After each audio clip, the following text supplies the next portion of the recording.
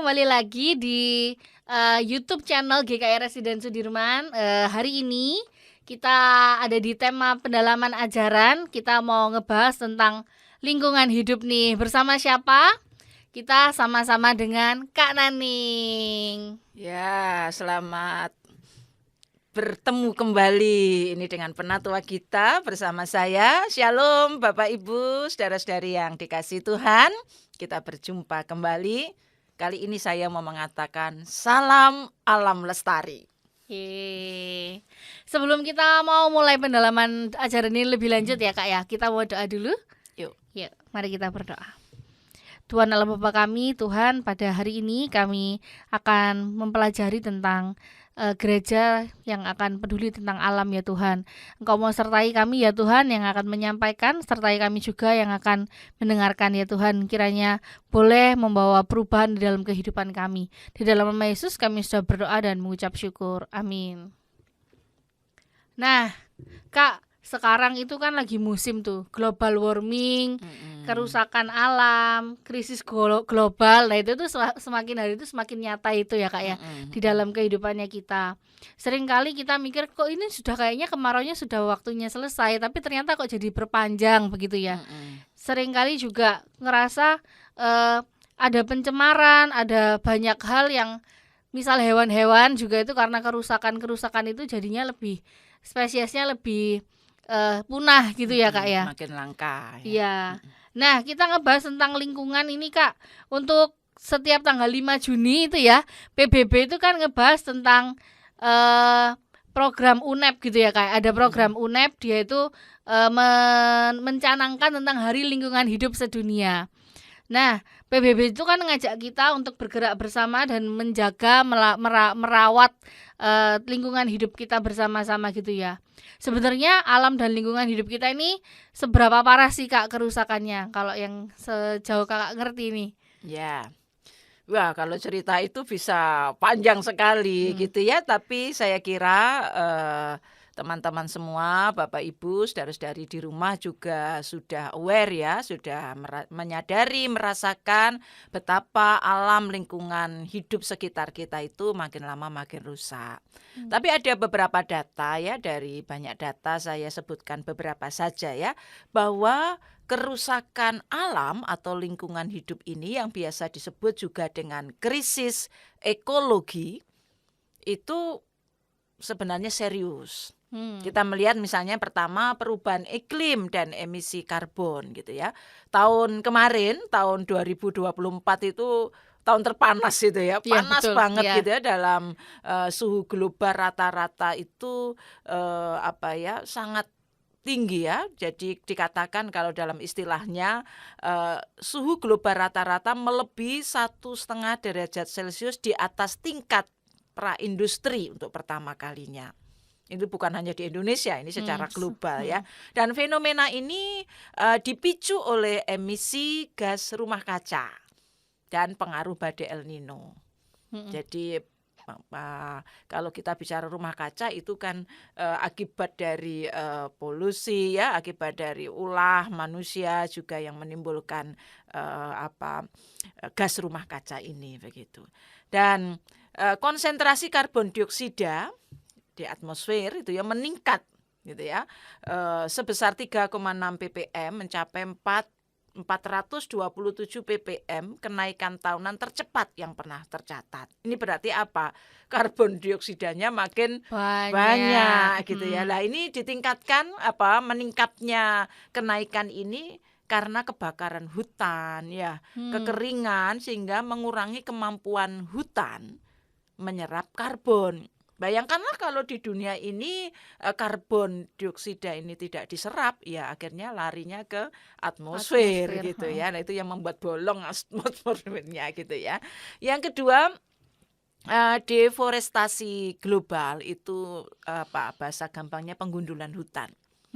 Nah, pada tahun 2023 ya, data terakhir saya belum mendapatkan gitu ya. Dunia ini kehilangan sekitar 3,7 juta hektar hutan tropis.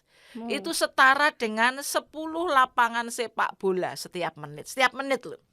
Jadi setiap menit dunia ini kehilangan sekitar luas 10 lapangan sepak bola. Wah, Luas banget ya Kak luas ya banget lapangan gitu bola ya. itu. Jadi luar biasa ya. Jadi deforestasi ini menyumbang sekitar 6% dari emisi CO2 global ya. Dan Indonesia juga mengalami laju deforestasi yang tinggi karena Indonesia kan banyak hutan ya. Terutama akibat apa ya, ini karena kepentingan manusia ya, untuk ekspansi perkebunan kelapa sawit. Kita lihat kalau di Kalimantan misalnya itu ya, Besar-besar ya Kak ya. ya pertambangan, pembangunan infrastruktur, hutan-hutan dibabat Babat, untuk dijadikan ya pabrik, gedung, rumah gitu ya. Dan sejak tahun 1950 Indonesia telah kehilangan lebih dari 74 juta hektar hutan hujan tropis. Nah, ini menjadikannya salah satu penyumbang emisi gas rumah kaca terbesar di dunia. Kita menyumbang dunia tapi untuk hal yang nggak baik. Gitu ya. Yang ketiga, ini bicara tentang ini ya, keanekaragaman hayati. Kalau dicatat itu ada krisis keanekaragaman hayati. Jadi laporan WWF itu organisasi dunia yang menggalang dana untuk konservasi alam gitu ya. Tahun 2024 menunjukkan penurunan rata-rata populasi satwa liar sebesar 73%. Jadi makin berkurang, makin langka. Jadi hingga 1 juta spesies terancam punah dalam beberapa dekade mendatang akibat aktivitas manusia. Yaitu tadi deforestasi ya, pengundulan hutan. Kalau hutannya digunduli, satwa liarnya nggak punya rumah gitu. Karena itu kalau kita membaca berita kan antara lain tiba-tiba kera masuk kampung gitu ya, ada gajah masuk kampung begitu kan, karena rumahnya dirusak oleh manusia. Jadi polusi, perubahan iklim itu juga menjadi menjadi tanda begitu ya. Yang keempat, kebakaran hutan dan polusi udara. Ya, kita memang kalau di Surabaya jauh dari hutan, tapi kalau secara internasional bahkan di Indonesia kita sering melihat membaca berita kebakaran hutan. Polusi asap dari kebakaran hutan mempengaruhi lebih dari 1 miliar orang setiap tahun, dengan partikel beracun menembus ke dalam rumah dan meningkatkan resiko penyakit pernafasan. Kalau di Indonesia kebakaran hutan, nah ini saya baca tercatat hingga 17 April 2025 itu ada 97 peristiwa kebakaran hutan dan lahan di seluruh Indonesia. Luar biasa. Banyak gitu ya. Padahal belum sampai akhir tahun aja udah hampir 100 gitu ya Kak ya. Jadi luar biasa gitu ya. Yang kelima, pemutihan terumbu karang. Nah ini tentang ekosistem di lautan gitu ya. Sejak tahun 2023 sekitar 84% ekosistem terumbu karang dunia mengalami pemutihan akibat suhu laut tinggi. Karena kan makin panas bumi ini gitu ya. Dan menjadikan peristiwa pemutihan terumbu karang terbesar yang pernah tercatat. Jadi kalau saya bilang terbesar tadi, ini bandingannya dengan tahun sebelumnya. Ini berarti apa? Bahwa kerusakan alam, lingkungan hidup tuh makin tahun tidak makin sedikit, berkurang ya, tapi makin bertambah. Apalagi kalau bicara polusi plastik dan limbah. Oh ya, sekarang semua pakai plastik Kak. Jadi setiap tahun sekitar 14 juta ton plastik masuk ke lautan. Merusak habitat laut dan makhluk hidup di dalamnya. Itu kalau lihat film atau di YouTube itu kan ada yang ikan tercekik plastik gitu ya.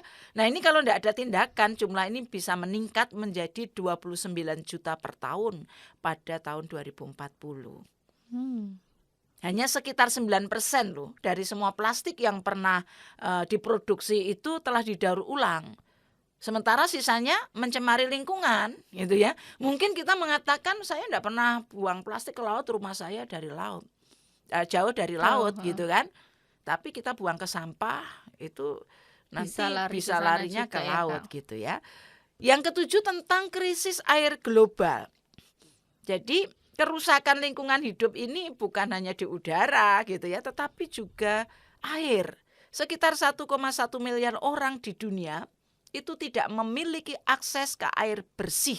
Bayangkan, Dan 2,7 miliar mengalami kelangkaan air setidaknya 1 bulan setiap tahun. 1 bulan setiap tahun itu nggak punya air. Wah, kita belum mengalami seperti itu gitu ya. Tapi ini sudah terjadi di beberapa tempat gitu ya. Diperkirakan tahun 2025 ini 2/3 populasi dunia dapat menghadapi kekurangan air. Ngeri ya? Iya. 2/3. Iya, banyak. Ya, lalu di Surabaya sendiri bagaimana gitu ya? Ya, kita tinggal di Surabaya sebenarnya enggak usah disebutkan, kita tahu Surabaya makin hot Ya, ya. panas. Makin panas ya. Pencemaran, krisis ekosistem sungai itu menjadi berita dan kenyataan yang memang sedang dipikirkan serius oleh pemerintah bagaimana mengatasinya. Sebenarnya ini menjadi keprihatinan. Sungai Surabaya, Kali Surabaya itu sebenarnya sumber air utama bagi warga kota Surabaya ya, sedang mengalami pencemaran berat. AKAMSI, Aliansi Komunitas Penyelamat Bantaran Sungai, melaporkan bahwa mikroplastik telah terdeteksi dalam organisme sungai seperti plankton, udang, dan kepiting. Jadi kalau kita makan, beli di pasar ya, udang, kepiting, tubuhnya sudah ada mikroplastiknya. Wah, ngeri, tapi mempengaruhi manusia gitu ya. Lalu kualitas air menurun drastis dari hulu ke hilir dengan kadar oksigen terlarut di hilir. Hanya mencapai 1,9 mg per liter, jauh di bawah ambang batas sehat. Itu kualitas airnya ya makin menurun gitu ya. Selain itu, nah ini ditemukan beberapa kali ya, saya baca di berita, ribuan ikan mati mendadak ditemukan di Kali Surabaya. Ini menandakan krisis ekologi yang serius. Jadi kalau pergi ke Kali Surabaya banyak ikan mati mendadak, jangan dimakan ya. Itu ikan yang tercemar gitu ya gitu. Tapi ya, banyak juga orang-orang yang sengaja mancing di kali ya Kak ya. Ya, mereka senang tapi mereka enggak paham gitu ya. Yeah. Nah, ini yang kita rasakan, enggak usah ditulis berita, kita merasakan banjir. Betul. Ya kan? Banjir, perubahan iklim, Surabaya makin rentan terhadap banjir, sudah dibuat upaya untuk melepaskan diri dari banjir, tapi banjir enggak habis-habisnya gitu ya. Ya, akibat kombinasi perubahan iklim dan juga alih fungsi lahan. Karena banyak perumahan dibangun, banyak jalan dibangun sehingga air kurang bisa meresap ke tanah gitu ya. Di Indonesia Surabaya itu secara khusus punya masalah air memang ya. Ada penurunan debit air dan ancaman air bersih. Jadi kalau di Jawa Timur itu menjadi masalah yang krisis yang memang sedang dipikirkan serius ya. WALHI itu lembaga penyelamat lingkungan ini ya, menghadapi krisis air yang serius ditandai dengan penurunan kualitas dan kuantitas sumber mata air. Jadi sumber mata airnya itu juga kurang. Kapan itu kita kan pernah melakukan ya bersama dengan teman-teman GKI Sinode Wilayah Jawa Timur, kita menanam di lereng-lereng perbukitan di Batu. Karena gundul dan sumber mata air menjadi kurang gitu. Jadi pencemaran sungai, sumber mata air yang kurang, ini ya tentu akibat apa gitu ya? Iya. Ya akibat dari ya pembangunan ya begitu ya. Polusi udara, limbah domestik yang tidak dikelola itu juga membuat pencemaran yang menjadi masalah. Sampah itu di Surabaya juga menjadi masalah gitu ya. Jadi ada banyak lagi, itu tadi hanya contoh-contoh bagaimana kita menyadari bahwa ini serius nih. Makin tahun itu makin serius kerusakan alam itu. Itu enggak tambah sedikit ya Kak ya, tambah banyak. Tambah banyak. Oke. Nah, dalam konteks krisis ekologi ini Kak, gereja itu ikut nggak sih Kak berkontribusi akan ini? Terus tanggung jawab gereja terhadap lingkungan dan ciptaan Tuhan itu seperti apa Kak? Ya kalau ditanya gereja ya pasti gereja punya andil juga gitu ya. Karena gereja ada di tengah dunia, di tengah masyarakat dengan gaya hidup yang kita juga perlu kritisi dalam beberapa hal gitu ya.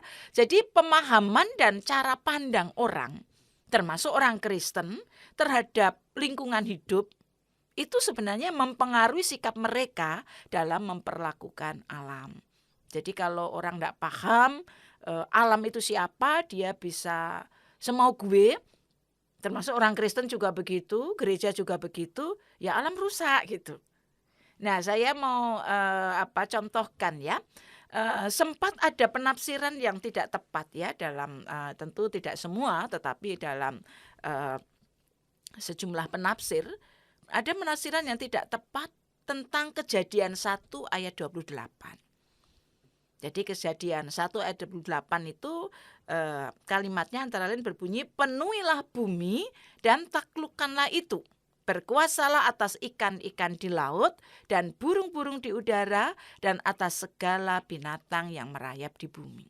Ini kisah tentang penciptaan manusia. Ketika manusia diciptakan, Tuhan memberikan perintah, penuhilah bumi dan taklukkanlah itu. Nah, ayat ini oleh sebagian orang gitu ya ditafsirkan ini otoritas dari Tuhan yang diberikan kepada manusia untuk menjadi penguasa alam. Jadi saya boleh dong kan kuasai, taklukkanlah gitu ya. Saya boleh mau saya untuk memakai alam ini karena saya harus berkuasa. Saya punya otoritas. Nah, ada penafsiran yang seperti itu. Akibatnya apa? Manusia itu dipandang sebagai pusat alam semesta. Ini yang disebut pandangan antroposentris. Nah, kalau manusia sebagai pusat, yang lain itu ngontrak. ya, yang lain itu ya di bawah manusia begitu ya. Jadi manusia dan kepentingannya dianggap paling menentukan dalam tatanan ekosistem ini. Nah, alam dilihat hanya sebagai objek, alat, sarana yang diciptakan Tuhan untuk memenuhi kebutuhan manusia. Maka Tuhan bilang penuhi dan taklukkanlah itu. Ini penafsiran yang sempat muncul dan itu sangat mempengaruhi sikap manusia terhadap alam. Jadi alam hanya dipandang bernilai sejauh menunjang kepentingan dan kebutuhan manusia. Nah, tentu pandangan ini menghasilkan sikap yang akhirnya tidak bersahabat dengan alam. Tidak bersahabat dengan alam, akhirnya secara konkret manusia mengeksploitasi alam berlebihan. Dan dia tidak peduli alam ini rusak atau tidak. Contoh misalnya kalau orang yang tinggal dekat hutan. Karena dia tidak paham bahwa hutan itu apa, fungsinya apa dihadirkan oleh Tuhan gitu ya. Dia pandang bahwa saya jadi pusat gitu ya, saya bisa pakai hutan, dia babat hutan sembarangan gitu sehingga mata air berkurang ya toh, banjir gitu kan, dan itu nggak peduli gitu loh, habis di sini pergi ke tempat lain, babat yang lain gitu ya. Bukannya mereka tinggal dekat hutan loh ya, para pengusaha kayu misalnya ya bisa melakukan seperti itu gitu ya. Jadi penafsiran yang keliru terhadap kitab suci, tidak memahami kitab suci secara utuh, itu ternyata berbahaya banget. Secara turun-temurun bisa mempengaruhi pola pikir manusia. Kalau kaitannya dengan alam ya dia punya pola pikir yang salah hingga tidak bersahabat. Itu salah satu penyebab rusaknya alam ini gitu ya. Jadi kalau ditanya kemudian bagaimana gitu ya. Ya tentu kalau zaman sekarang ya kita sudah tahu alam rusak kayak gini, kita harus bertobat gitu ya. Nah, kita kembali, ayo kita lihat kitab suci sebagai sumber nilai moral Kristiani, menjadi pijakan dalam memandang alam. Kita tidak boleh lagi menafsirkan kitab suci secara keliru gitu ya, karena Alkitab sebenarnya mengajak manusia memberi penghargaan yang tinggi terhadap ciptaan Allah yang lain di alam ini. Jadi kalau Kejadian 1 ayat 28 itu tidak bisa dipisahkan penafsirannya dari Kejadian 2 ayat 8 sampai 15. Itu kan masih dekat ya, sama 1 sama 2 ya.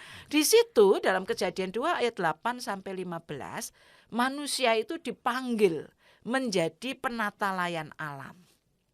Kita membaca di sana karya Allah yang membangun taman kehidupan ya, Taman Eden, lalu menumbuhkan pepohonan, mengaliri dengan air-air aliran sungai yang segar, dan kemudian Allah menempatkan manusia di Taman Eden. Kita boleh sebut taman kehidupan. Tugasnya apa? Kejadian 2 ayat 15, yuk kita lihat ya, kita baca ya, Kejadian 2 ayat 15. Tuhan Allah mengambil manusia itu dan menempatkannya di Taman Eden untuk mengerjakan dan memelihara taman itu. Itu TB2 ya, untuk mengerjakan dan memelihara taman itu. Kata mengerjakan kalau di TB1 mengusahakan, untuk mengusahakan dan memelihara taman itu. Jadi manusia diberi 2 tugas utama. Mengerjakan atau mengusahakan, bahasa Ibraninya itu abad, itu akar kata kalau dekat dengan aboda gitu ya, ebed, abad itu satu rumpun gitu ya.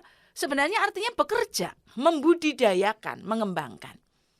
Lalu memelihara itu bahasa Ibraninya syamar, itu menjaga, melindungi, merawat. Jadi tugas manusia apa?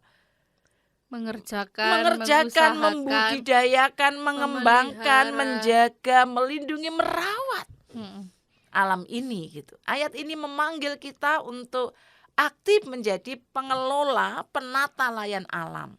Kata menguasai itu tidak bisa dipisahkan dengan kata ini. Kita adalah penguasa yang bijak, yang mengelola, melayani alam gitu ya, menjaga, mengembangkan, merawat alam sebagai bagian dari ibadah. Kan ada kata abad, ebed, gitu. Dekat aboda itu ibadah. Nah ini dinamakan dalam bahasa teologisnya ibadah yang ekologis. Jadi itu manusia ya. Dalam kehidupan kita bersama alam, itu kita mengerjakan, memelihara, mengembangkan, menjaga, merawat alam, itu ibadah kita kepada Tuhan. Ibadah kita bukan hanya nyanyi sorak-sorak gitu, tapi karya kita itu yang menjadi ibadah. Kan pemahaman iman kita gitu toh, ibadah yang hidup itu dalam kehidupan sehari-hari. Gitu. Yang kedua, kita melihat bagian lain. Kitab suci mengatakan misalnya dalam Mazmur 104. Intinya Mazmur 104 itu mengatakan semua ciptaan berharga, cermin keagungan Allah, ya. Kebesaran karya Allah yang maha agung dalam ciptaannya gitu ya. Jadi perikop ini ditulis oleh pemazmur untuk menggambarkan ketakjuban pemazmur yang telah menyaksikan bagaimana Allah itu bukan hanya menciptakan alam semesta ini, tapi Dia menumbuh kembangkannya dan terus memelihara ciptaannya. Kalau kita baca ayat 13, 16, 18 ya, ayat 17 juga, misalnya menggambarkan pohon-pohon diberi makan oleh Tuhan. Ini secara puitis ya, pemazmur mengatakan yang kasih makan pohon-pohon itu Tuhan loh. Kita taunya Tuhan menciptakan terus sudah gitu ya. Tapi pemazmur mengingatkan kita, yang kasih makan pohon-pohon itu Tuhan. Semua ciptaan menantikan makanan dari Tuhan. Yang menarik, bukan hanya manusia yang menanti kasih dan berkat Allah, tetapi juga seluruh ciptaan yang lain, unsur-unsur alam ini, unsur lingkungan hidup. Nah, di samping itu kita memahami dengan demikian penonjolan kedudukan dan kekuasaan manusia atas ciptaan lainnya di sini tidak tampak. Karena Tuhan yang berkuasa, Tuhan yang memelihara. Dan ini berarti bahwa baik manusia maupun ciptaan lainnya mesti tunduk pada Allah ya. Dalam ayat 30 secara khusus dikatakan, apabila engkau mengirim rohmu, mereka tercipta dan engkau membarui muka bumi. Kata roh di sini seringkali dikaitkan dengan unsur kehidupan atau hidup itu sendiri. Ini berarti seluruh makhluk ciptaan di alam semesta ini diberikan unsur kehidupan, diberikan kehidupan oleh Tuhan. Dan ayat ini jelas menunjukkan bahwa bukan hanya manusia yang diberi kehidupan, tapi juga ciptaan lainnya. Jadi betapa berharganya. Bukannya kita ya, sekali lagi betapa berharganya hewan, tumbuhan, ciptaan Tuhan itu. Dan dikatakan roh Allah terus berkarya, membarui. Nah, jadi bukan itu tadi ya Kak, yang kayak manusia yang paling atas terus yang lain itu cuma itu. Saya berhak mematikan kamu, membinasakan. Enggak, ini Tuhan loh, punya Tuhan, ciptaan Tuhan berharga di mata Tuhan. Jadi kalau boleh disimpulkan secara singkat, sebagai pencipta, Allah itu sesuai rencananya yang agung telah menciptakan segala sesuatu dengan maksud fungsinya dalam hubungan yang harmonis, terintegrasi, saling mempengaruhi satu dengan yang lain. Itu kalau kita ingat itu pelajaran rantai makanan Pandai itu ya, makanan ya. dalam ekosistem semua itu saling terkait Terkait. ya, ditata sedemikian rupa. Jadi kalau yang satu tidak menjalankan fungsinya, itu akan mempengaruhi yang lain. Maka kalau dikatakan secara khusus dalam sikap manusia, sikap yang eksploitatif terhadap alam sebenarnya merupakan bentuk penodaan atau perusakan terhadap karya Allah yang agung itu. Nah, ini yang harus kita sadari gitu ya. Nah, ada satu lagi deh saya sebut ya, misalnya Kolose 1 ayat 15 sampai 23. Ini ditulis penjelasan tentang siapa yang diselamatkan melalui Kristus. Dan ayat ini mengatakan semua ciptaan kosmos gitu ya, diselamatkan melalui Kristus, bukan hanya manusia. Jadi dalam perikop ini diungkap sebenarnya dimensi kosmologis. Jadi dimensi kosmos, alam semesta secara utuh ini yang terkait erat dengan keutamaan Kristus, khususnya karya pendamaian, penebusan, penyelamatan Kristus atas semua ciptaan. Dalam ayat 23 dikatakan bahwa Injil diberitakan kepada bahasa Yunaninya ktisis. Diberitakan kepada ktisis itu seluruh alam. Jadi melalui Kristus dunia diciptakan dan melalui Kristus pula Allah berinisiatif menyelamatkan. Melakukan pendamaian dengan ciptaannya. Bukan hanya dengan manusia ya. Sekali lagi dengan ktisis seluruh alam, seluruh ciptaan Tuhan. Nah sekarang alam berada di bawah kuasa Tuhan. Dan dengan demikian kosmos, alam semesta ini mengalami pendamaian. Nah ayat ini jarang dimunculkan tafsirannya begitu ya, karena manusia sudah memahami aku yang diciptakan, aku yang diselamatkan gitu. Padahal ayat ini mau menjelaskan bahwa bukan hanya manusia, tapi ktisis seluruh alam yang diselamatkan oleh Tuhan. Ini universal banget ya. Jadi penyelamatan yang universal. Jadi Kristus membawa pendamaian, keharmonisan bagi seluruh ciptaan melalui kematian dan kebangkitannya. Penebusan Kristus dipahami sebagai penebusan kosmis yang mencakup seluruh alam dan ciptaan. Jadi penyelamatan sekali lagi bukan hanya manusia, tapi semuanya. Semua ya, pendamaian, pemulihan hubungan yang telah rusak antara manusia dan ciptaan lainnya itu juga didamaikan oleh Tuhan. Jadi kalau boleh disimpulkan, bagian ini mengatakan baik manusia maupun segala ciptaan atau makhluk yang lain ciptaan Tuhan itu merupakan satu kesatuan kosmik yang memiliki nilai yang berakar dan bermuara di dalam Kristus. Wah itu ternyata Alkitab kita kaya ya tentang ayat-ayat yang sebenarnya mengantar kita untuk menyadari bahwa manusia itu bukan satu-satunya gitu ya yang bukan penguasanya begitu ya Kak ya. Masih ada ciptaan yang lain gitu ya. Itu. Nah, kalau begitu inilah yang melatar belakangi atau secara tepat mendasari gereja kemudian memikirkan. Jadi kita mesti bagaimana? Jadi ada landasan teologis. Ketika menggali Alkitab, kita tidak melihat rancangan Tuhan untuk membinasakan, merusak ciptaan yang lain. Kita justru melihat rancangan Tuhan bahkan menyelamatkan, memulihkan, membarui seluruh ciptaan. Nah, dalam istilah teologis ini melahirkan teologi kontekstual ekologis. Nah, jadi teologi itu tidak hanya bicara soal Allah dan manusia, tetapi bicara juga tentang Allah dan seluruh alam ini gitu ya. Itu yang menjadi kesadaran pertobatan ya, hingga kita mengembangkan itu. Antara lain yang disebut teologi ciptaan. Jadi itu berdasarkan Mazmur 104 tadi, teologi ciptaan menekankan karya Allah yang memberikan hidup pada seluruh ciptaan. Dan manusia dilihat sebagai bagian integral dari alam bersama ciptaan yang lain. Maka yang ditekankan dalam teologi ciptaan ini tanggung jawab manusia. Apa? Bekerja untuk Tuhan sebagai apa tadi?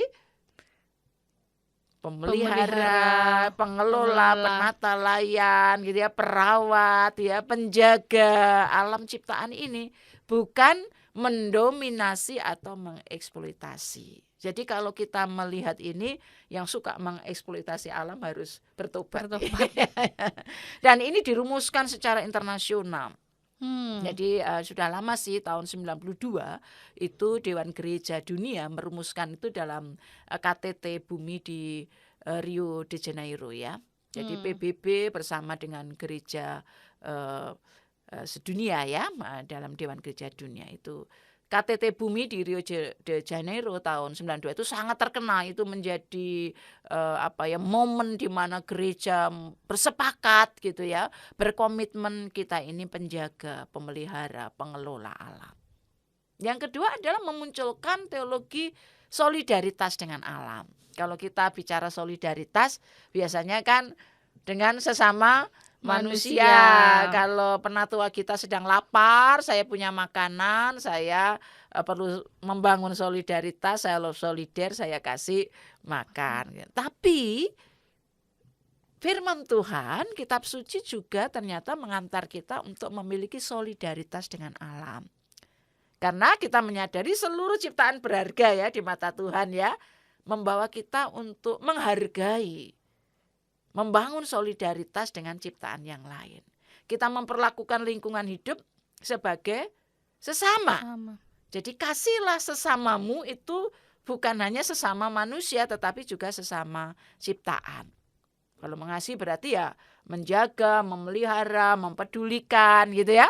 Kita mencintai itu, memperlakukan lingkungan hidup dengan sentuhan kasih sebagaimana Tuhan memelihara, memberi mereka. Kita membangun solidaritas baru dengan alam yang telah rusak. Secara khusus ini karena makin hari alam kita makin rusak. Kita tahu itu akibat ulah manusia. Maka jangan diterus-teruskan gitu ya. Kalaupun kita merasa aku enggak kok, aku enggak menggunduli hutan kok gitu ya. Ya, kita bisa melakukan di rumah walaupun rumah kita tidak jauh rumah kita tidak dekat dengan hutan gitu ya. Kalau kita solider dengan kehancuran, kerusakan alam ini ya kita mulai menanam di rumah, itu solidaritas misalnya gitu ya. Yang ketiga spiritualitas ekologis. Jadi spiritualitas ekologis ini dibangun dengan dasar penghayatan iman bahwa semua ciptaan diselamatkan dan diberi oleh Tuhan. Dan pembaruan ini menciptakan kehidupan yang harmonis. Sehingga spiritualitas ekologis mempunyai dasar pada pengalaman manusiawi yang kita sedang berhadapan dengan kehancuran lingkungan hidup, sekaligus berhadapan dengan pengalaman akan Yang Maha Kudus yang mengatasi segalanya. Jadi sekarang ini kita kan sedang berhadapan. Alam kita ini rusak. Lingkungan hidup kita ini rusak. Kita prihatin, solider. Tapi nggak boleh berhenti di situ. Kita harus menghadapkan diri kita pada Tuhan Sang Pencipta dan Pembaharu ciptaan. Karena itu apa yang kita lakukan harus kita pertanggungjawabkan kepada Tuhan. Itu namanya spiritualitas ekologis. Bukan hanya ikut-ikutan ya. Saya melakukannya ini karena spiritualitas kita. Saya orang beriman. Nah, dalam pengalaman ini kita dipanggil secara kreatif memelihara kualitas kehidupan dan kita menyadari kita dipanggil bersama Tuhan Sang Penyelenggara hidup ini ikut serta mengusahakan shalom, kesejahteraan bersama dengan seluruh alam. Nah, spiritualitas ekologis inilah yang kemudian mendorong kita mewujudkan dalam macam-macam tindakan etis sebagai wujud tanggung jawab untuk ikut memelihara lingkungan hidup. Bagian ini sangat penting ya. Jadi kalau sekarang ini bukannya orang Kristen kan, ada banyak orang bahkan sudah menjadi gerakan dunia peduli alam. Tapi dalam pengalaman iman orang Kristen, dalam spiritualitas ekologis ini, kalau kita bersahabat dengan alam, bukan sekedar saya butuh alam. Bukan sekedar anak cucu saya butuh alam. Biasanya orang kan bilang kita jaga untuk anak cucu kita, gitu kan? Bukan sekedar itu. Tetapi karena saya menyadari ada Allah, sang penyelenggara alam ini, dan saya ditempatkan Allah sebagai penata layan, penjaga. Maka saya dalam kesadaran iman saya mengusahakan keutuhan ciptaan, shalom, kesejahteraan, bukan hanya diri saya sebagai manusia, tapi bersama dengan seluruh alam. Nah, kira-kira itu yang memberikan pencerahan penatua kita untuk panggilan kita. Temanya kan menjadi apa temanya? Gereja mana tadi? Gereja perusak atau perawat lingkungan. Nah, bisa dijawab sekarang Ya. Gereja perusak atau perawat perawat. lingkungan. Alkitab mengajak kita untuk menjadi perawat lingkungan. lingkungan. Ya. Nah, kegiatan konkret untuk merawat lingkungan menurut gereja itu kayak apa, Kak? Kegiatannya, Kak? Ya, nah, ada tadi tindakan-tindakan etis yang berdasarkan spiritualitas ekologis itu melahirkan ada banyak macam gitu ya. Nah, selama ini memang kita membayangkan gereja itu konsentrasi kegiatannya pada persekutuan, ya kegiatan kebaktian, kegiatan lain yang melayani manusia. Persekutuan, kesaksian, pelayanan itu sasarannya adalah manusia gitu kan.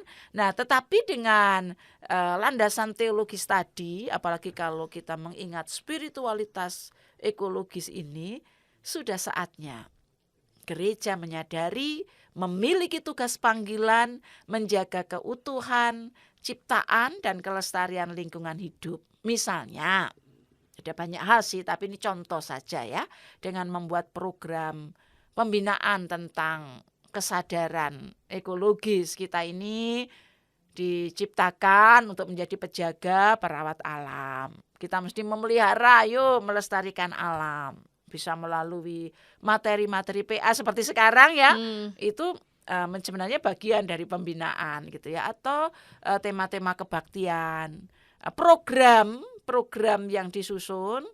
Kalau komisi ya majelis jemaat itu menyusun program kan fokusnya adalah manusia. Tetapi dengan kesadaran ekologis, maka dalam program kita harus ada pedulinya. Ada peduli, program yang peduli dengan alam. Bersyukur GKI Resut sudah memiliki kepedulian itu. Saya ingatnya itu kita mulai belajar itu tahun 2008. Dan 2008 mulai kita melakukan seminar gitu ya. Alam ini rusak kayak gini gitu ya. Lalu 2009 kita sudah mulai punya program lingkungan hidup begitu ya. Kalau di Dewan Gereja Dunia jauh sebelumnya sudah ada gitu ya. Yang kedua, untuk orang menyadari bahwa alam lingkungan hidup itu penting, harus dirayakan gitu. Nah, dalam ibadah itu perlu. Ini namanya perayaan lingkungan hidup dalam liturgi. Nah, membuat ibadah khusus untuk merayakan hari bumi, hari air ya, hari lingkungan hidup. Kalau di Resut kita memilih hari lingkungan hidup sedunia supaya dalam gerak bersama dengan seluruh dunia gitu ya.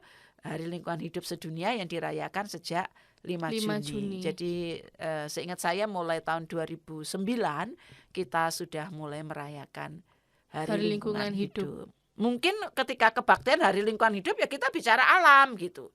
Kalau orang yang lagi stres, lagi di luar gak menjawab kebutuhan saya ke gereja kok bicaranya tentang alam-alam, plastik, tanaman. Lah saya sedang butuh jawaban, Tuhan memberkati saya gitu ya. Ya, kita sementara juga berkonsentrasi di situ. Kan ada minggu-minggu lain yang tema-tema kita bicara tentang manusia. Cuma setahun sekali loh. Iya. Cuma 5 Juni aja gitu ya. Ya, kalau memungkinkan memang ada hari-hari yang lain ya, tapi sementara kita di Resut baru setahun sekali. Tapi ini penting ya, perayaan lingkungan hidup. Bukan hanya untuk orang dewasa ya mestinya ya. Untuk anak, untuk remaja, untuk pemuda itu perlu Ikut gitu ya. sama-sama Ya gitu ya Kak ya. awal-awal kita mulai membuat tim lingkungan hidup yang menolong kita untuk menyiapkan ya kegiatan-kegiatan peduli lingkungan itu, wah remaja pemuda itu semangat loh. Oh dulu aku waktu remaja sempat menanam bersama di mangrove itu ya Kak ya. Ya, penatua kita waktu itu masih remaja ada kegiatan RPPL, Remaja Pemuda Peduli Lingkungan gitu ya. Lalu ada macam-macam itu. Anak-anak juga begitu di komisi anak gitu. Ada satu materi dalam pengajaran hari Minggu itu yang bicara tentang melatih anak-anak untuk peduli alam gitu ya. Ini mengingatkan kita. Yang ketiga, ini peran penting gereja ya. Gereja tidak boleh diam saja. Harus berani menyuarakan suara kenabian terhadap kerusakan lingkungan. Menyampaikan kritik, memberikan masukan bagi masyarakat ataupun pemerintah terkait dengan upaya pelestarian lingkungan hidup. Sekarang lebih mudah ya. Kalau kita mau menyampaikan suara kenabian, enggak usah nulis surat kepada presiden, ya kan? Sekarang pakai medsos toh. Nah, kalau teman-teman yang jadi konten kreator, ya kan? Ayo, jangan hanya bicara soal patah hati, jangan hanya soal senang gitu ya kan? Ya saya makan ini itu ya. Ayo lihat ke Kali Surabaya. Lihat ke Pantai Kenjeran, foto itu gitu ya. Wah, betapa pencemaran, lalu berikan situ ya pesan-pesan untuk menyelamatkan. Itu sudah suara kenabian. Nah, ini menjadi tantangan kita. Tim lingkungan hidup sebenarnya membutuhkan konten-konten kreator. Jadi kalau teman-teman, Bapak Ibu yang tertarik bergabung, kami belum punya orang yang bisa menggarap konten-konten yang sebenarnya disitulah peran kita GKI Resut bisa menyuarakan suara kenabian melalui media sosial. Tapi kita sudah punya Instagram. Kita punya Instagram tapi masih minim isinya ya, masih liputan apa yang kita kerjakan. Saya sih harapannya sekarang ini kan rekan-rekan banyak banget yang punya talenta ya toh untuk jadi konten kreator gitu ya. Ini pelayanan loh. Jadi pelayanan bukan hanya WL ya, bukan hanya di kebaktian, tapi ini menjadi ibadah tadi ya dalam kehidupan sehari-hari. Yang keempat, nah ini yang kita lakukan juga menata lingkungan gereja dengan memperhatikan keseimbangan ekologis. Kalau kita tahu mungkin dulu masih kecil ya, di GKI Resut tuh dekor interiornya enggak pernah ada tanaman ya kan. Ya. Nah sejak kita bertobat, kita menyadari bersama dengan alam kita beribadah gitu ya. Kita beri tempat supaya juga udara di dalam lebih sehat begitu ya. Ditaruh ada dekor interior, taruh tanaman di situ. Tapi itu bukan sekedar dekor sebenarnya. Penghayatannya adalah kita memberi tempat bagi ciptaan Tuhan yang lain untuk hadir dalam kebaktian, memuji, menyembah Tuhan gitu ya. Semua ciptaan memuji, menyembah Tuhan, kata pemazmur itu bukan hanya sebuah pengetahuan gitu ya, tetapi kita perlu tunjukkan. Berarti bukan cuma sekedar pengen warnanya band match jadi kayak hijau-hijau gitu ya, bukan jadi, ya? Ya kalau ada manten ada dekor itunya lalu kita ada dekor tanaman, enggak. Jadi ini harus kita sadari bersama ya. Ini namanya spiritualitas ekologis. Nah, kita lakukan itu menata lingkungan termasuk di luar juga ya. Kalau kita membangun di kota lahan sempit, kita habiskan untuk bangunan. Itu tidak ramah terhadap lingkungan ya. Nah, kalau kita bangun gereja, merenovasi gereja, nanti membangun Resut 20 gitu ya. Kita mesti memberikan ruang untuk tanam-tanaman. Selain supaya udaranya segar, tapi disitulah ini komitmen kita. Ada satu gereja tertentu ya di kalangan kekristenan secara luas, kalau membangun itu selalu ada ruang, pasti ada keasriannya. Tapi ada gereja-gereja yang habiskan itu untuk gedung. Nah, ini saya kira kita masuk aliran yang pertama ya, Iya. yang ramah, solidaritas terhadap alam ini harus ada dalam kita membangun lingkungan gereja yang hijau dan asri. Nah, yang kelima, gerakan penanaman pohon bagi seluruh warga. Ini sering kita lakukan ya. Kalau hari lingkungan hidup kita kasih pohon. Kemarin hari apa? Paskah ya? Paskah Kita bibit tanaman. Bibit tanaman. Enggak tahu sudah ditanam atau belum. Sudah bertumbuh. Sudah bertumbuh. Oke, gitu ya. Yang jelas sikap ramah lingkungan, ramah dengan alam, dengan binatang, tumbuhan gitu ya. Juga pola hidup yang ramah lingkungan yang sekarang disebut dengan 5R. Reduce, mengurangi, recycle, ya, reuse, menggunakan kembali gitu ya. Recycle, mendaur ulang, lalu replace gitu ya, mengganti dan replant, menanam kembali. Ini harus menjadi fokus kita. Kalau saya di rumah, di mana saya tinggal, di situ pasti banyak tanaman. Bukan sekedar karena hobi saya menanam. Tapi hobi saya menanam ini ada ceritanya gitu ya. Kenapa kemudian saya mengembangkan hobi saya menanam? Karena memang didasari spiritualitas ekologis itu gitu. Jadi di mana saya tinggal harus ada memberi ruang. Entah itu di pot, entah itu di tembok ya, green wall gitu ya. Dengan lahan sempit itu harus tetap ada ruang bagi hijau-hijauan gitu ya. Kalau sekarang di pastori, kalau Bapak Ibu silakan main ke pastori gitu ya. Ada hutan kecil di rumah. Bukan taman yang indah ya, tapi memang saya menanam banyak tanaman untuk mengurangi panas tapi juga memberi ruang. Saya senang hidup bersama dengan tanam-tanaman gitu ya. Yang terakhir mungkin saya berikan contoh penting ya, terutama untuk gereja itu punya kerjasama dengan lembaga-lembaga pecinta alam. Walhi, termasuk Greenpeace gitu ya. Kalau kita punya akses masuk di website mereka, kita jadi sahabat mereka, supaya kita bisa bersama-sama dalam derap memperjuangkan pelestarian alam ini. Itu yang perlu kita lakukan gitu ya. Oke, Kak, tadi kan kita ngobrol tuh tanggal 5 Juni itu kan kita memperingati tentang lingkungan hidup sedunia gitu ya. Apakah GKI Resut ada hal-hal yang terkhusus dilakukan?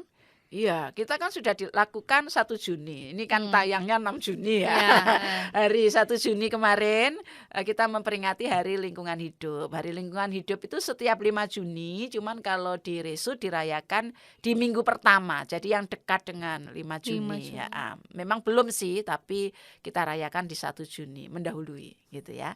Dan setiap tahun itu kita dalam derap bersama dengan UNEP ya, dari lembaga PBB yang berkonsentrasi untuk pelestarian lingkungan hidup. Tahun ini tema Hari Lingkungan Hidup Sedunia itu tentang plastik ya. Mengakhiri polusi plastik. Ending plastic pollution. Nah, karena itu kalau kita melihat secara internasional, ya tadi saya sudah jelaskan betapa bumi kita ini sebenarnya sedang menangis ya. Sampah plastik, polusi plastik itu luar biasa. Kalau data yang misalnya saya baca, lebih dari 400 juta ton plastik diproduksi dan lebih dari separuhnya berakhir sebagai sampah. Air mineral. Minum airnya, buang gelasnya. Ya kan? Iya. Beli makanan, sekarang kan beli makanan online ya toh? Pakai tin wall itu. Pakai tin wall. Habis itu taruh mana? Buang, ya kan? Nggak pikir kita, yang penting aku sudah kenyang. Nggak mikir kita nasibnya plastik ini. Akibatnya laut tercemar, ikan-ikan mati karena menelan plastik, tanah kehilangan kesuburannya karena plastik sulit diurai ya. Dan mikroplastik sudah ditemukan dalam tubuh manusia. Saya membaca yang terakhir itu kalau kita minum teh celup, kan kita suka ya sekarang celup-celup saja. Kalau zaman dulu saya kecil, ibu saya itu kalau mau bikin teh, beli teh direbus gitu ya. Sekarang kesuwen. Terlalu lama beli teh celup, praktis itu. Apalagi yang tinggal di kos-kosan gitu ya. Itu praktis. Tapi ternyata itu mengandung mikroplastik. Oh kena iya ya. panas, Mm-mm. itu mengandung mikroplastik. Jadi kita ini hidup di tengah krisis ekologis yang antara lain karena plastik yang tidak bisa lagi diabaikan. Nah, kita dipanggil untuk bersama-sama dengan seluruh dunia ya. Tahun ini itu difokuskan Hari Lingkungan Hidup di Korea ya.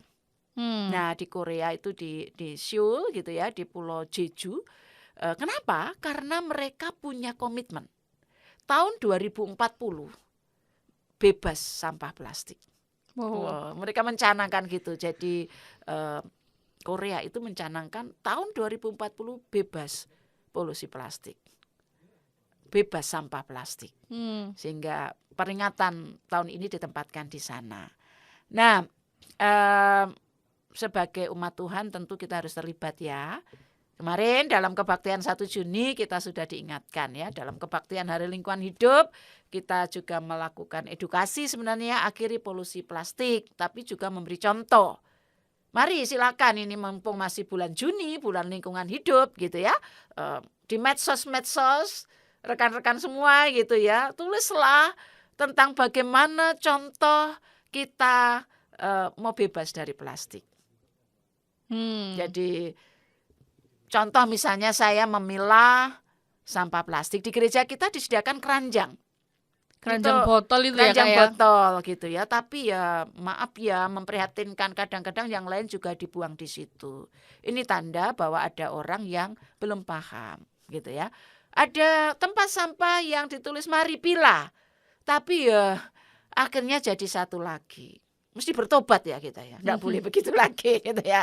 Nah, tim lingkungan hidup ini ada beberapa ibu-ibu yang pintar berkreasi, antara lain mengubah sampah plastik secara khusus menjadi pajangan indah gitu ya. Dekorasi Hari Lingkungan Hidup itu hasil karya tim Ibu-ibu. lingkungan hidup yang ya sebenarnya sampah plastik botol-botol itu ya. Nah, pergumulan kita bersama ya. Kalau dikatakan apakah gereja itu perusak atau perawat alam? Kita pengen merawat alam, tapi hidup kita tidak bisa memang steril ya, bebas dari antara lain plastik. Perjamuan kudus. Iya, pakai Dulu gitu kita ya. enggak pakai yang sekali buang itu gitu ya, tapi karena kondisi pandemi membuat kita memakai itu untuk lebih steril katanya ya. Kita coba hentikan kembali karena pandemi sudah selesai, tapi memang beberapa orang belum nyaman. Lalu Majelis Jemaat memutuskan pakai lagi itu supaya orang perjamuan kudus tuh jangan dengan hati yang enggak nyaman, takut bakteri, polusi dan sebagainya. Tapi ada hal yang harus kita ingat. Ketika kita berani memakai itu, karena tidak bisa tidak harus memakai itu katanya begitu, harus ada komitmen. Sampah plastiknya mau dikemanakan? Penatua kita tahu, sampah plastik hasil Perjamuan apa kudus. itu ya, ininya kertas Hosting, plastiknya ya. perjamuan kudus itu dikemanakan? Nggak tahu Kak. Dulu tim lingkungan hidup bilang kumpulkan. Nanti kita masukkan bank sampah, kita olah sebagian karena tidak mungkin bisa mengolah semua. Tapi tidak ada yang memantau. Ketika kami cari sudah hilang semua, berarti kemana? Dibuang ke sampah. Inilah di satu sisi kita bersyukur Tuhan menyelamatkan saya, tetapi kita menyumbangkan terhadap ketidakselamatan alam ini ya. Ya maaf, saya harus ngomong ini begitu ya supaya kita semua bertobat. Memang tidak bisa tidak gitu ya. Kadang-kadang tidak bisa dihindari kita pakai botol plastik atau kemasan plastik. Tapi begitu pakai itu, pikirkanlah solusinya apa. Kalau di rumah dikirimi makanan, beli makanan pakai kemasan yang plastik toh semua. Iya.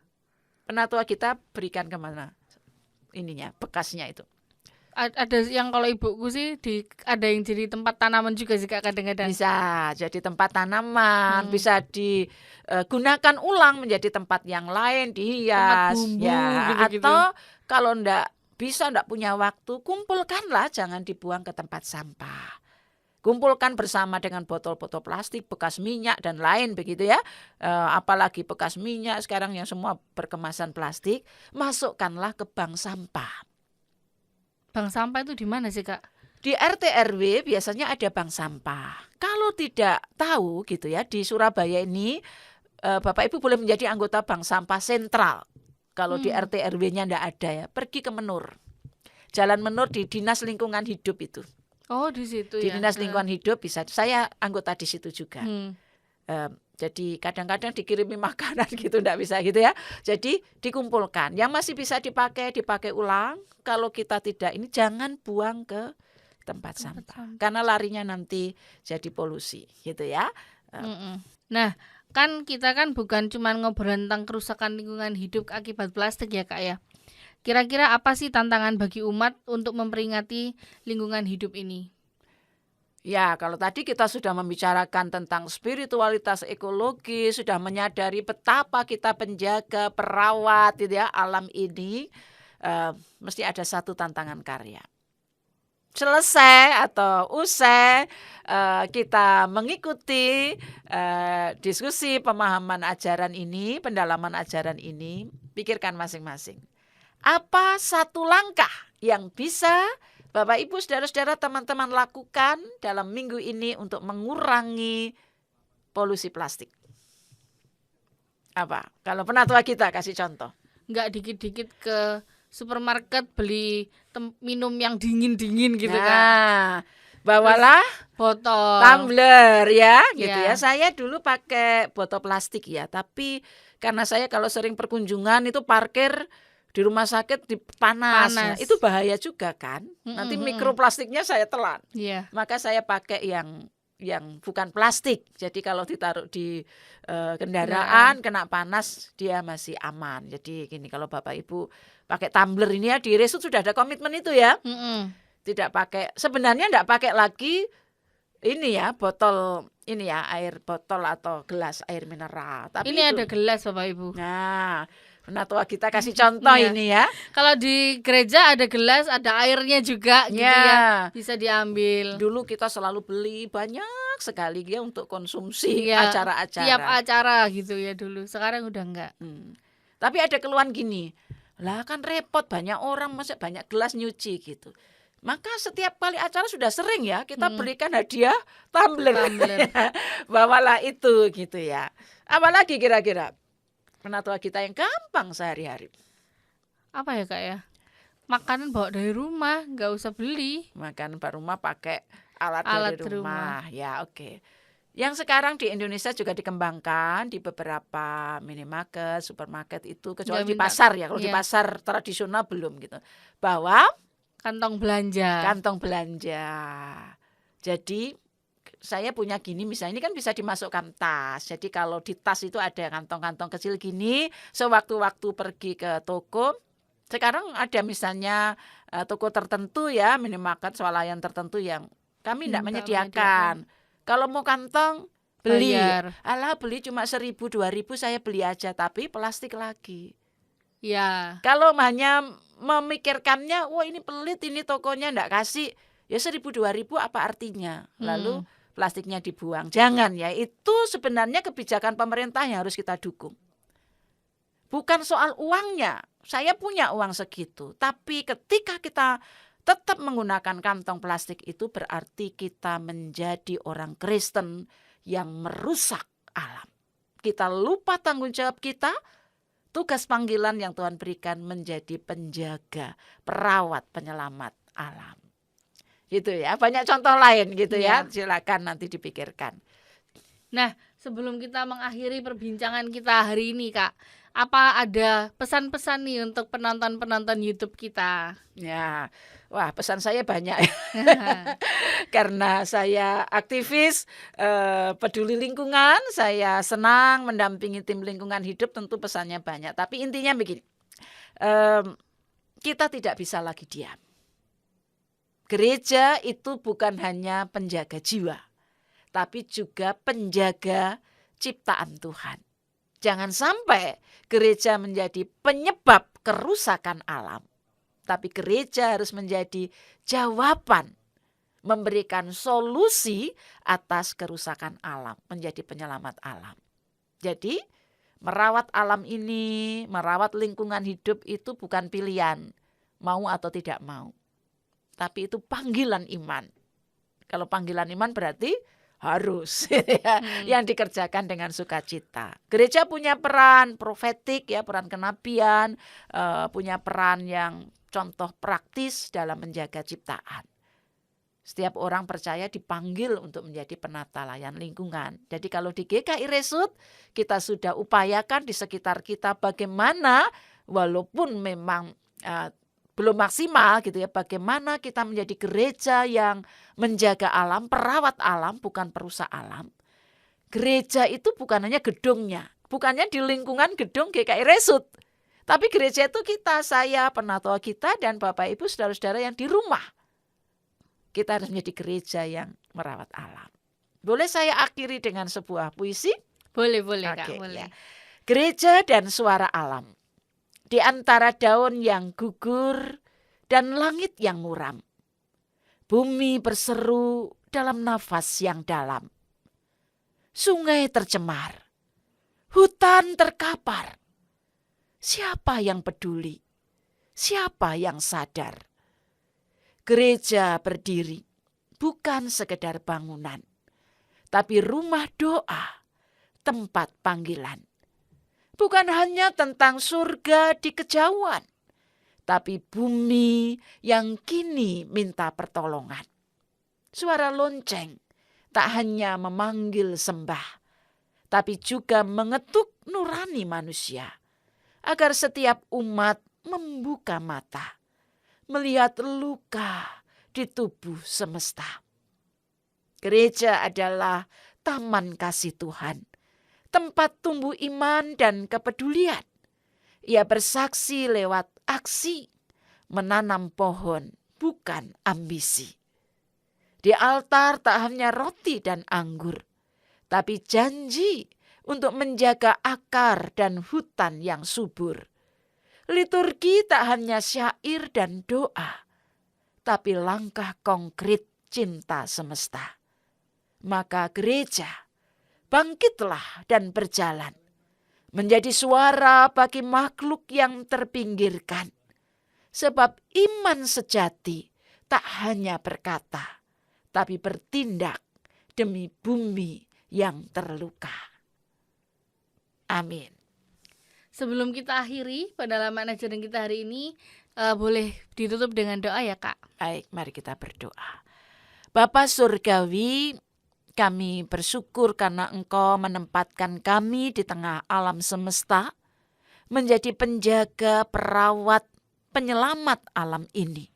Kami menjadi perpanjangan tangan Tuhan. Biarlah kami menyadari tugas panggilan kami menjadi gereja Tuhan. Kami menjadi orang-orang Kristen yang Tuhan pakai untuk menyelamatkan alam ini dari kerusakan. Tolong kami semua, agar kami makin bijak dalam sikap hidup sehari-hari, kami boleh mengembangkan sikap ramah lingkungan. Kami berdoa untuk semua karya penyelamatan alam ini secara internasional, lembaga-lembaga pecinta alam, Tuhan berkati. Kami rindu bumi alam semesta ini diselamatkan oleh Tuhan melalui banyak tangan manusia yang Tuhan pakai. Terima kasih Tuhan. Di dalam Tuhan kami Yesus Kristus kami berdoa. Amin. Amin. Terima kasih untuk teman-teman yang sudah menonton. Terima kasih juga untuk Kak Naning yang sudah Sama-sama. bersedia. Kita ketemu lagi di episode yang berikutnya. Bye. Nah, salam alam lestari.